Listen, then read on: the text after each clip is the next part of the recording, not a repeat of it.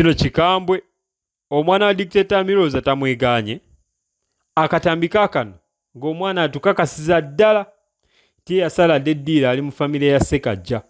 No, that is not my name. Ate, what's the problem? I want to know that he has a Sekajjas. You are the what? Sekajjas. You are the what? Sekajjas. Wow. Let me read another person. Don't worry, son. We shall change your name. Okay. Now, the second person in the list. No, that is not my name. Ate, what's the problem? I want to know that he has a Sekajjas. You are the what? Sekajjas. You are the what? Sekajjas. Wow. Let me read another person. Don't worry, son. We shall change your name.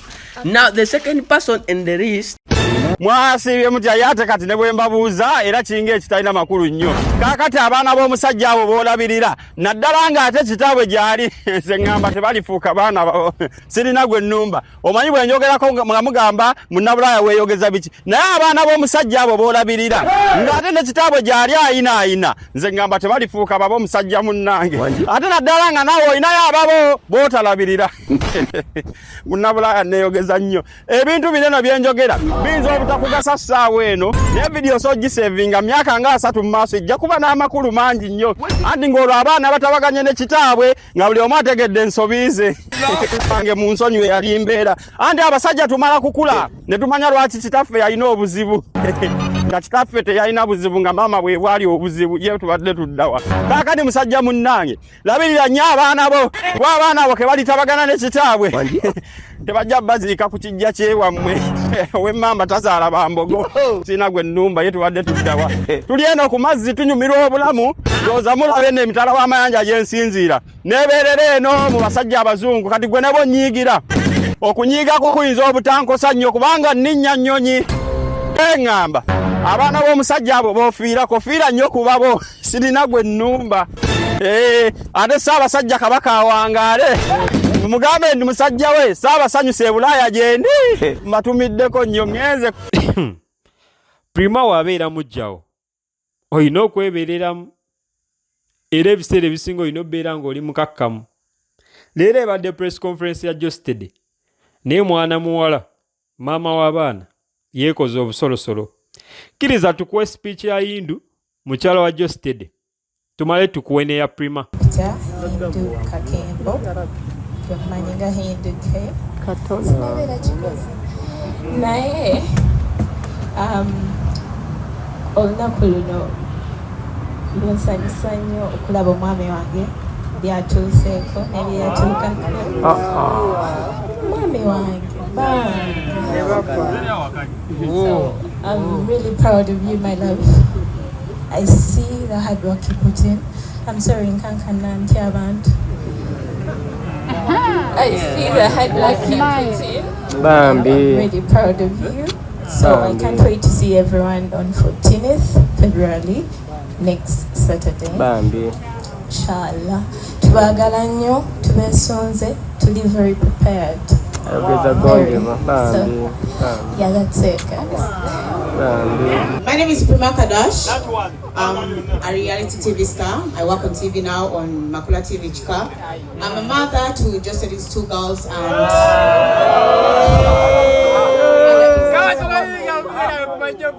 so, first of all, I would like to thank God for George.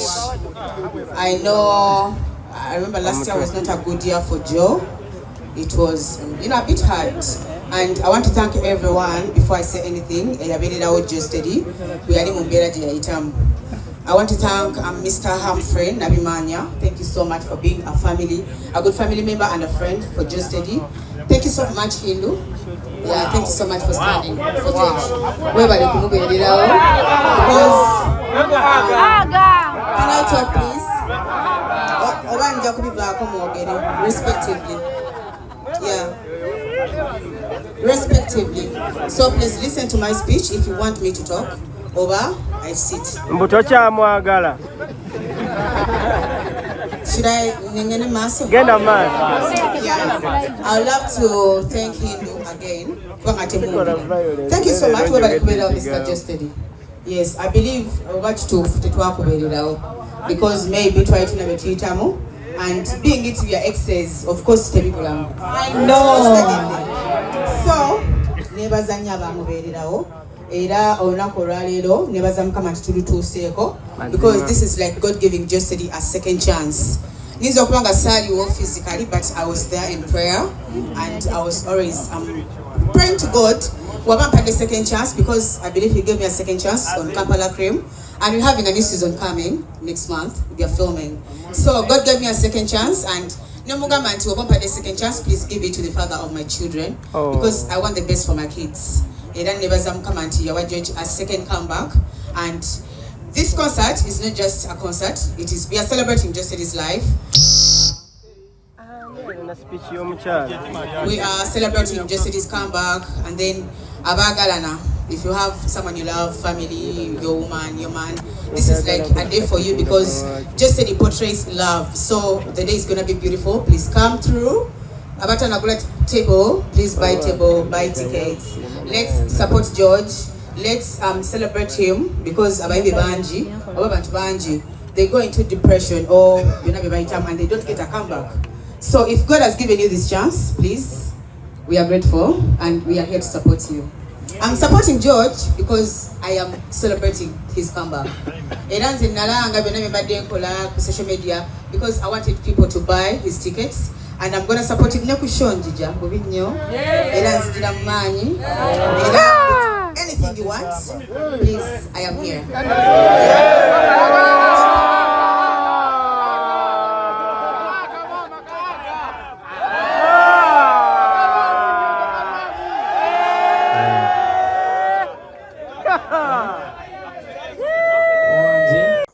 Pressure. Huna alina kyagamba ku nsonga za principal waffe Bobi Wine.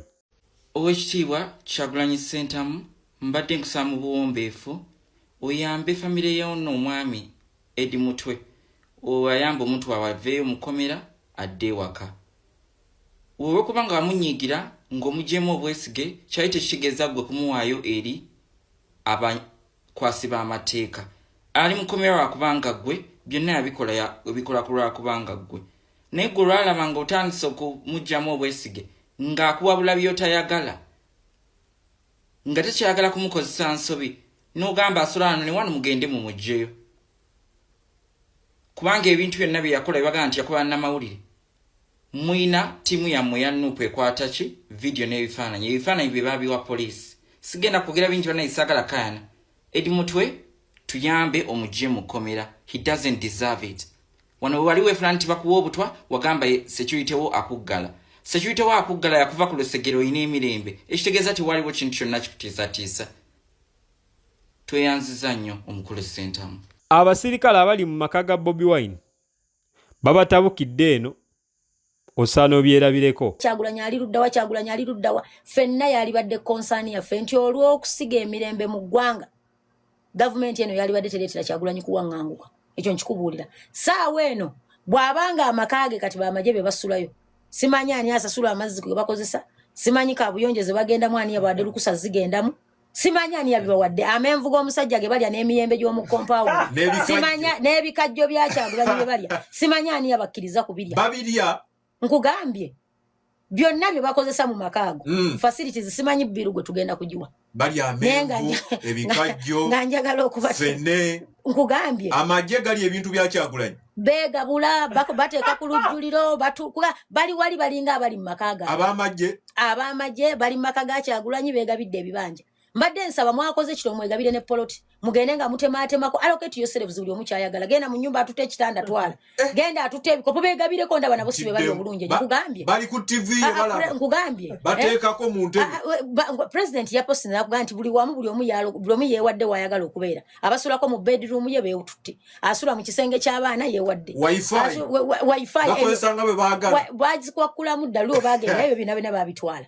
Kakati simanya ani akozesa kabuyonjo master bedroom bana atubulya bajja tu update ani atula wani akozesa wa au twaba waddewo batwala kamera agenda kalubirizibwa okuba omukulembeze w'abantu be Masaka wenkugambira nti ogugu bakugenda kutandika okuba anti katika nkule tewali fe mu byobukulembeze tewali kintu kibi nga kugenda mu bantu boga nti bakulonda nga tusobola wadde okubogereramu ajja kusigala nga abamu abatonto n'abamukkiririzamu asobola babeeramu abalala batamukkiririzamu bajja kuba bagoberera obukulembeze bawulire baagala naye njagala otunuulira ultimate ekigenda okuvaamu ekyawamu Masaka togitunulira yokka kubanga akalulu ke Masaka yokka si yabadde kagoberera Uganda yonna yagoberedde akalulu ako recount eyo yagigoberedde eyo ensigo egenda eteeka omutima mu bantu abalala ewalala so kitegeeza nti tugambe tutya nti obwesimbu mu kukkiriza mu kalulu kw'eggwanga Uganda abantu okukkiriza mu kalulu obwesige bugenda bukola ki bugwawo era kyovala buno obulu obugenze budzaako turn up eyabalonze badde ntono nnyo ndoga twabikoye ndaba olonda gwolonze bone bakuwa go baagala kati bagende batulondere wawuliddewo n'abakugamba nti naye lwaki tetujjaawo okulonda ekisooka mu westinga sente zaffe z'omuwa omusolo ekyokubiri ne mutta abaana baffe ekyokusatu ne mubasiba omanya abaana mukabe tulina mu makomera nopukati eweza abaana abawere 12 in prisons abaana babasibye kakati bwobanga otutwala mu kalungu tutte mu lutalo lwaki tokajjaawo ensi neweweera netumanya nti NRM ereeta line up nti bano baba tukulembera ekintu nekiggwa Secretary General Nup ono taba mulala abeera Lewis Lubongoya akakasizza bannayuganda nti Bobi Wine oba muyite principal gyali era ali bulungi era n'agamba n'ababaka ba Nup abalowooza nti baba babbi bwa kalulu okugenda mu kooti gyali mulamu newakubadde tali bulungi abali wano simanyi babeka abali babaddeko mu mbeera eyo eyokulira ku nsiko naye nga bwe mukimanyi pulezidenti waffe gyali naye nga bwe bagambye tali bulungi kubanga agasajja gakyamunoonya buli wamu era ndowooza muze mukiraba mugwagenejawulo bwe babagamba nti kati ali gulu bateekayo zi roadblocks wonna wonna kakati ayinza okuba mpigi bateekayo zi roadblocks n'awalala naye yabagamba nga nti Rwanda wa kabaka owakabi era tebanasobola kukola ki mufuna naye tetwali badde mu mbeera eyo eyokuba nga tubeera mu ggwanga nga presidential candidate eyawangula akalulu munange ate aliira ku nsiko amaka ge bakyagasazeeko mawamawulire mugezaako okugenda emirundi egyenjawulo family members n'abalala ne babalemesa okugenda waka wa president waffe so eyo yembeera eri mu ggwanga lyaffe twekalekinga watuzamu amaanyi abantu bonna abakulembeze baffe be babbye mu kiseera kino okugenda mu kooti n'obujulizi bwabwe kubanga munange bino ebintu buli wabeera n'obujulizi nga buli recorded somewhere obwenkanya busobola okujja anytime buyinza obutajja nakati naye obeera ku record eventually justice will be served or justice will be delivered era nange njagala kusinziira wano basibo ne banyabo nga bwe mmanyi nali candidate mu Kampala Central era ne bakola emivuyo egyenjawulo ne babba obuwanguzi bw'abaana Kampala era mu mbeera eyo nange njagala bategeeza nti ensonga zaffe tugenda zitwala mu mbuga z'amateeka oyo omukazi eyabba akalulu k'abaana Kampala aleme okubeera eyo nga yesudiya era yagenda kati yekweka tasobola kuyita mu bantu kubanga kimanyi nti abantu tebakola ki tebamulonda so nange genda mu kooti naye n'abantu baffe bonna abakulembeze baffe ab'enjawulo tubazaamu amaanyi ogenda mu kooti webale kutambula naffe olunaku lwa leero teweerabira oli ku News Park channel subscribinga likinga commentinga osharinge